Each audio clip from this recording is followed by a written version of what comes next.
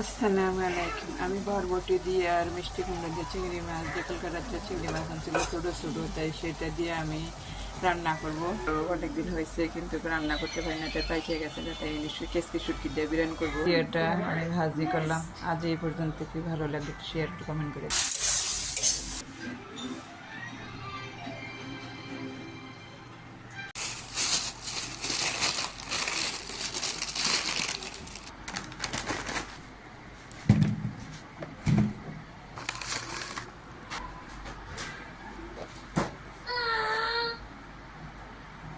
মেয়ে ছোট চাচার চাচিমা আসছে, তার বাবু আসছে, তার বাপের বাড়ি থেকে আসছে, সেইগুলো উপহার আমার মেয়েদেরকে দিচ্ছে।